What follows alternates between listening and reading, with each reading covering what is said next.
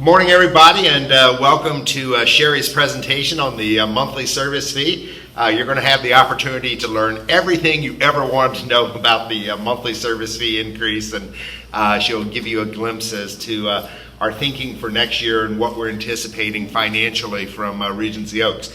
Before we get started with that, I wanted to take just a minute to give you an update on Hurricane Eta. It's sitting out in the Gulf.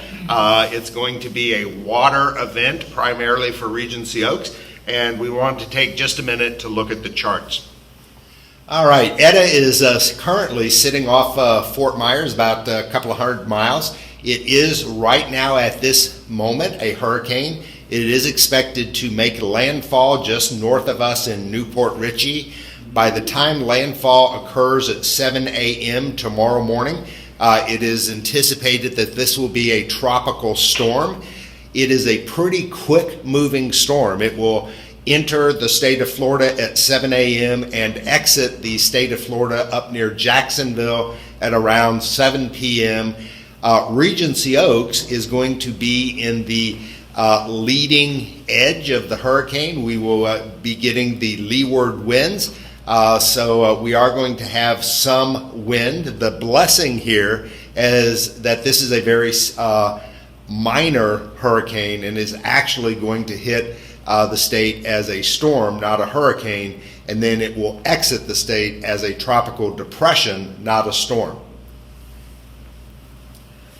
Okay. So what we're looking at here is the wind speed probability. The little white dot is where the hurricane is currently looking, and they've gone out and they've taken colors to indicate the probability of a 1 minute average 35 mile an hour wind. That's called a sustained wind, and you can see that Regency Oaks is right there in the purple, and so that means we have about a 90% chance of experiencing sustained winds of 39 miles an hour with gust up to 74.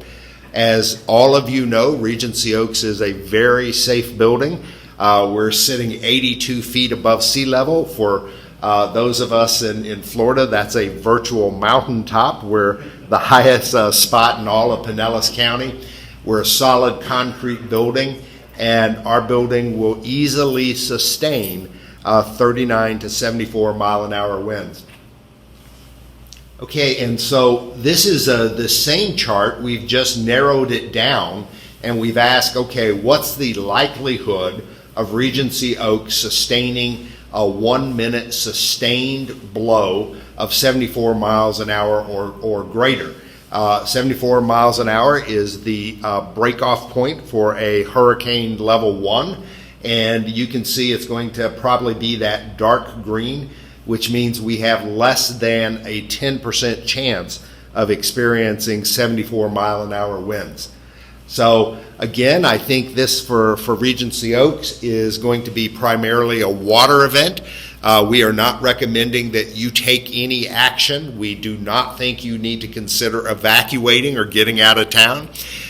We do not think that you need to consider emptying out your lanai. This building will easily sustain 74 mile an hour winds. We think those winds are going to be closer to 39 with gust up to 45, 50 miles an hour. So we'll continue to monitor and watch this storm. Staff is standing by. We're prepared, but we at this point think this is going to be a water and rain event, and our most significant threat is going to be the ability to get out and drive in the storm because of downed power lines and trees and flooding issues throughout the surrounding area. But for us, I think we're in good shape. I'll keep updating you as conditions change. Okay, thank you very much, and I'm going to turn this over to Sherry. Happy Veterans Day. Is it on? Is this on? Just the red button at the bottom. Thank you for coming today. You didn't hear it? Is it light? You want me to look you up on the lapel? Hello. All right. Okay, so Good morning again. I have a question. Anybody here that moved in the last year to 18 months? Well, welcome, and thank you for coming today. This is probably your very first presentation in regards to the monthly service fee. My name's Sherry Schweitzer. I'm the Director of Financial Services. And so today, we are going to talk about your monthly service fee and why does it go up. I'm going to get a little organized here.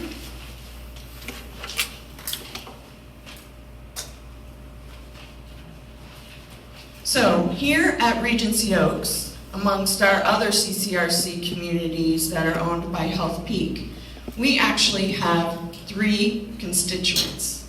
I'm going to show you a short little video. Watch this, and I'm going to come back up, and we're going to talk about that and a few other things.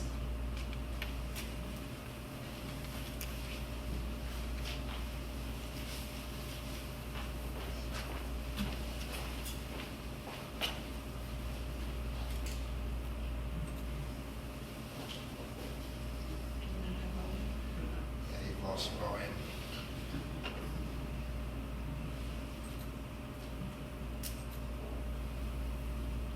Do you know how to do Ryan?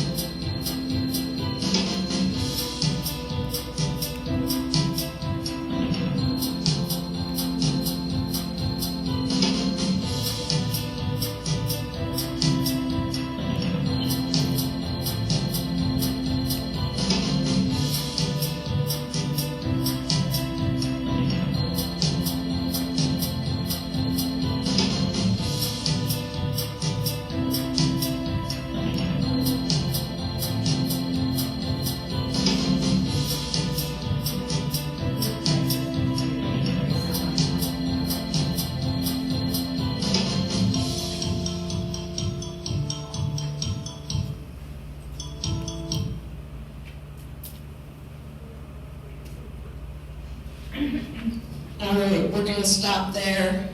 And let's go into a little detail on what you just saw. So as a reminder, we have three constituents, three responsibilities, not only to you and your families, but to our associates and our stockholders. So why does our service fee go up every year? Simply put, as we just saw in the video, because our costs continue to outpace our consumer price index. And I'm going to refer to that as CPI going forward, and the growth. So it measures, what CPI is it measures the change in prices paid by consumers for goods and services and reflects those spending patterns. And we look at that change year over year. You'll see it month over month, it's published monthly, but your monthly service fee relates to a year's worth of change. So something to note is that CPI only includes a market basket of goods and services. It does not include direct labor. It only includes maybe the labor to provide you those goods, but not once those goods come to the door here at Regency Oaks. This is where direct labor component is above and beyond our CPI. Right now, labor is probably about 75% of our annual expenses, which also include benefits. So, what items are included in the marketplace? These are the high level. There's a lot of detail in between these lines, but this is a high level of each of the components that I'm going to show you a little additional detail on. It's your food and beverage, it's your room and board, your clothes, transportation, medical care services, recreation, communication, education, and other goods and services. Those are the primary components of the market basket. Here's a little pie shaped of the current percentages of the whole. As you can see, look at food and beverage, 12.77%, transportation is 8%, medical care costs are now over 34%. Recreation, education, and other goods and services, which include other goods and services are your personal services, haircuts, etc.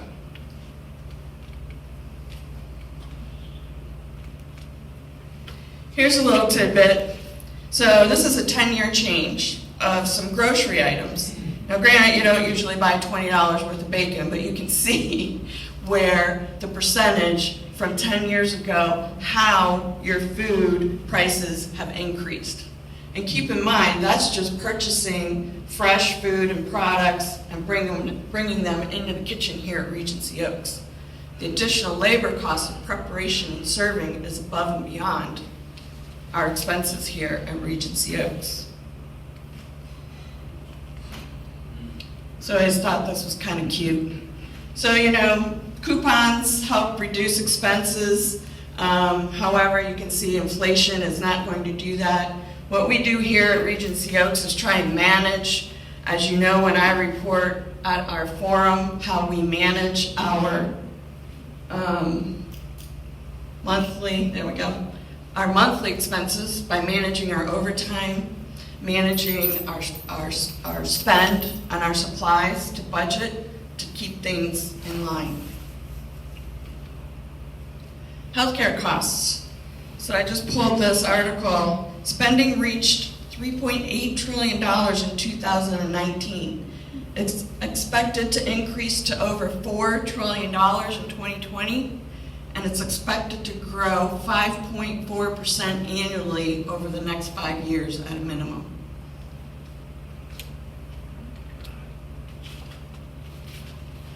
So, as I mentioned before, direct labor cost is not part of CPI. And when I say direct, that means all of our employees here that work here day in and day out. Our wages, we budget an increase of about 3% annually every year. Out of all of that 70 to 75% expense of our labor, over 28% relates to employer cost only of providing benefits for health insurance, 401k, vacations, paid life insurance, workers' comp, and then our portion of taxes and required unemployment insurance. And as you know, some and most of this is mandatory. So, what happens when we do the budget? How does that process work? So we start by looking at our current revenue figures and what we want to project to be. We build out what our expenses are, we'll look at our run rate, we'll look at our expected increases, because obviously our suppliers that we buy expenses for, they'll increase to 3.5% year over year as well. So labor is factored in as well as the annual wage increases, as I mentioned. We do market adjustments for wage analysis. Non-controllable costs are accounted for. What's non-controllable? Taxes, insurance, things like that. We can't control those. It is what it is, basically. And then what we do is we decide what needs to be reinvested in the community for capital, expansion, our roof, our roads, our rooms. You know, that's a normal capital expenditure that we must do every year to continue what a wonderful place this is. So we do have to balance our mission with the margin. And a margin is the responsibility of us to provide a return on our shareholders' investment. So when I mentioned earlier, we look at revenue. So this little slide, all this does is show you that over the years, at the beginning of Regency Oaks, we've had many different types of contracts. And over the years, they increase in different months. They also increase differently. As you can see, some of our oldest contracts are CPI only. CPI last month was 1% year over year. Earlier in the year, it was less than 1%. So think about if we were all on CPI only, we couldn't manage and be profitable here and provide our continued goods and services. So as you can see, revenue increases happen not only in October, but September, January, and December. And they're all a little bit different. And it'll all depend really on what CPI is, the current market rate that's published year over year. So for this year, for 2021, we finished our budgeting process. It's up at Health Peak. They're doing their final reviews. And what this slide indicates is that folks that have moved in after April of 2015 to current, their increases or your increases are CPI plus 2%. So those that get their January 1st increase just received their letters, and your increase is going to be 3%. So it was 2% plus CPI of 1% based on the current printed available CPI table. For those folks that get a September increase, most of them are September, a few October, and a handful in December. A very small handful still have CPI, but the majority then of the September increase is the greater of CPI or 5%. So it could go as high as 5%. Right now we're projecting, based on just a projection and an estimate, it's probably going to be higher than January 1st. And so we are projecting an estimated 3.2% increase for the September 1st, 2021 budget. The remaining CPI contracts will probably be a little over 1%. Again, it's an estimate, and the tables are published mid-month for the prior month. So, how can you help? You can continue to partner with the community, look for ways for us to be efficient and cut wasteful spending. You can do that by sharing your ideas and suggestions through the row committees. We like you to be eyes and ears for us.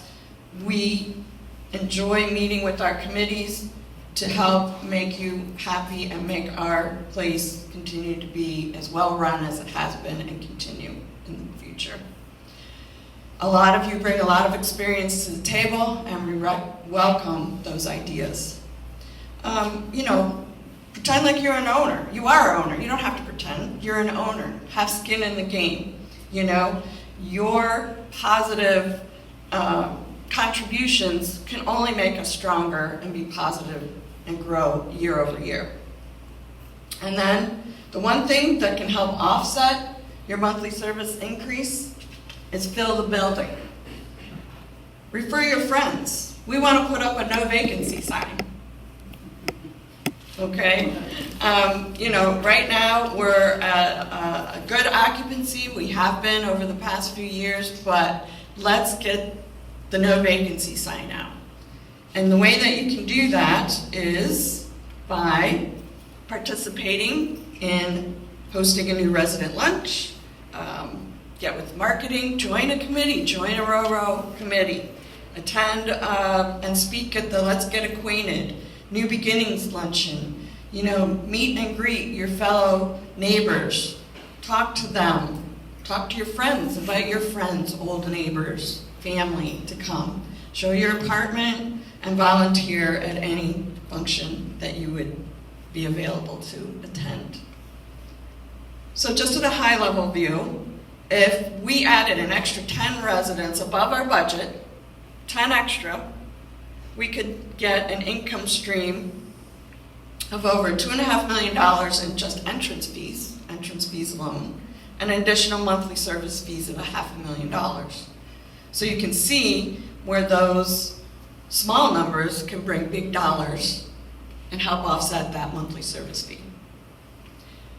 So a couple questions that were from our board of directors. What is the degree of influence the executive director has on the increase? Brant and myself and the other directors, we do drive the process by our budgeting process. As I said earlier, it's a balancing act between providing all the goods and services you need to the conditions of the economic market, being able to reinvest capital, and to fund projects. And to be able to do that, your monthly service fee will increase annually. Another question that came up is, what is the impact of the health center on independent living residents? Are they a separate cost center? So the health center is not a separate cost center. This is what continuing care retirement community is. And it is part of our campus. It's part of our budget, and it contributes to the bottom line. It really does. And something else that I should have mentioned a little bit earlier is COVID. What have we experienced this year with COVID alone? Due to restrictions in the health center, our census and revenue is down by over $700,000. Our expenses for medical supplies, additional supplies to provide to you and keep you safe, think of 3 meals a day delivered and all those paper supplies add up. And that's probably another $500,000. We have received some funds from the government to help offset that, but it has had a true impact to us. And as I reported at the forum meeting, we will continue to experience revenue losses and increased expenses. Financially, we are strong, but it is a challenge. So it is, we're not under any, as my statement says, no significant threats or weaknesses, but the COVID has been very, very impactful. We are hoping that the first quarter of 2021 isn't going to see as hard of an impact. The way our numbers are looking now, we know that we will incur some expense and some loss in revenue. But as I said before, we manage it as a team. We have great leadership here. We recognize what you all bring to the table and your experiences. And I feel like we have a great, great partnership. We're in our first year with our new management company. They have our backs. And HealthPeak, as you know, has already been in the mix before, and they are now our 100% owner. Very, very strong leadership and constituents. And I feel that we'll be able to make everybody happy year over year. Any questions?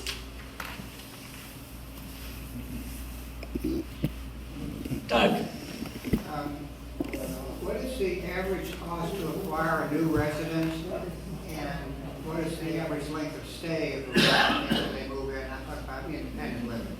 So Doug's question was, what is the average cost to move in a resident? Yeah, to acquire a new resident. Acquire a new Marketing, resident. everything it takes to get a prospect, bring them in here, get them to sign up, get them to move in with any incentives you give and whatever? Well, I don't have a dollar figure, but think about all the components that are involved in it. We have our marketing staff, we have an advertising budget, we have a food budget, we have events budget. So part of all of those expenses are incorporated in bringing in those residents. So those cost centers are part of our expenses and part of our budget. Incentives will change quarter to quarter, but think of the market basket of the labor, advertising as probably the higher cost to obtain a resident. Lifespan, we do, A.V. Powell does a study for us on length of stay at Regency Oaks. It varies by age. It's a 35-page report. I have to say it's a very long length of stay. Over 10 plus years. Yeah, over 10 plus years. You're requiring a perhaps more healthy resident pool than some other facilities might? I think the quality of life here is stellar, yes. Yes, sir. I see and hear your monthly reports of the financial condition. It seems like every month we're doing better than budgeted. So how does that over the course of a year work into this calculation? So when we go to the budget table, we have to look at increasing our margin. Our stockholders want, to see growth year over year. So that's part of our responsibility. We continue to provide you increased services. Our costs to do that, to bring our market basket to the door, is higher. So that whole picture there will always mean that your monthly service fee is going to increase. Our labor, we have to provide increases in wages. We provide benefits. Does that answer your question? Well, let's assume you stay under budget for the whole year. That would indicate our costs are less than what you budgeted. Does that go to the shareholders or? So a portion will go to the shareholders, a portion goes to our capital expenditure investments. Thank you. Sherry, aren't some of those figures that you might be looking at pre-adjustment for COVID? Possibly. So when when I'm reporting that we're ahead of budget, so this monthly presentation that I do is on the net operating income. It's the net operating income. It's before our earnings before interest, taxes, depreciation, amortization. And those expenses, especially for tax purposes, show us not ahead of budget. Did they come off that? Yes. Is there a cap on the amount that you can raise? Based on the contracts, so those folks that get a January 1st increase, it's CPI plus 2%. And so that varies, so I could, for 3%, last year it was 4%, based on that publication. But is it compounded? Compounded, well, let me finish what I think you're asking. So some of the other contracts could go up as high as 5%. Those are the limits. So you asked what the limits are. So I can't go any higher for January 1st contract increases of 2% plus CPI. Whatever that is, that's the max that I can charge. Other contracts, the max is 5%.